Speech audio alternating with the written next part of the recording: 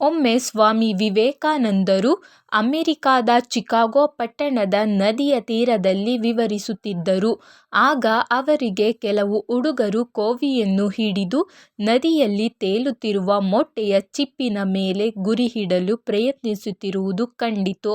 ಆದರೆ ಅಲೆಗಳಿಂದ ಮೊಟ್ಟೆಯ ಚಿಪ್ಪು ಮೇಲೆ ಕೆಳಗೆ ತಿರುಗುತ್ತಿದ್ದರಿಂದ ಅವರಿಗೆ ಗುರಿಯಿಡಲು ಸಾಧ್ಯವಾಗಲಿಲ್ಲ.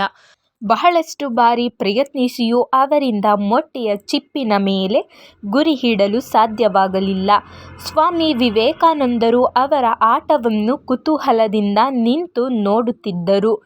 ಆಗ ಹುಡುಗರು ಅವರನ್ನು ನೋಡಿ, "ಸರ್, ನೀವು ನಮ್ಮನ್ನು ಆಗಿನಿಂದ ನೋಡುತ್ತಿದ್ದೀರಿ. ನೀವು ಒಂದು ಬಾರಿ ಪ್ರಯತ್ನಿಸುವಿರೇ?" ಎಂದು ಕೇಳಿದರು.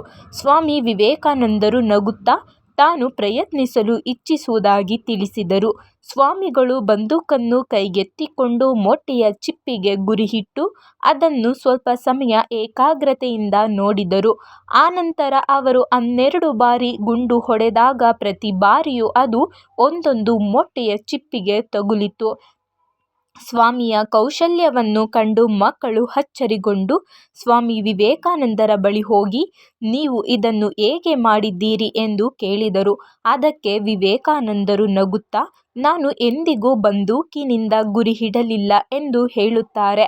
ಆಗ ಹುಡುಗರು, "ಹಾಗಿದ್ದರೆ ನೀವು ಇಷ್ಟು ಒಳ್ಳೆಯ ರೀತಿಯಲ್ಲಿ ಹೇಗೆ ಗುರಿಯಿಟ್ಟಿರಿ?" ಎಂದು ಕೇಳುತ್ತಾರೆ.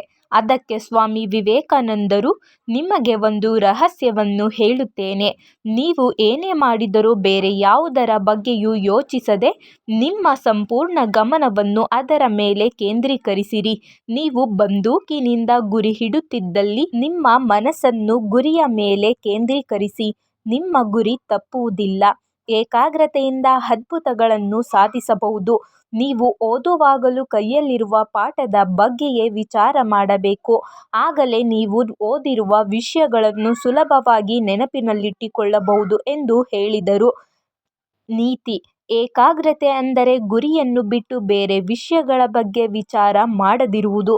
ಸತತ ವಿಚಾರ ಮಾಡುವುದು ಹಾಗೂ ಚಂಚಲತೆಯು ಮನಸ್ಸಿನ ಗುಣಧರ್ಮವಾಗಿರುವುದರಿಂದ ಏಕಾಗ್ರತೆಯನ್ನು ಗಳಿಸುವುದು ಕಷ್ಟಕರವಾಗಿದೆ.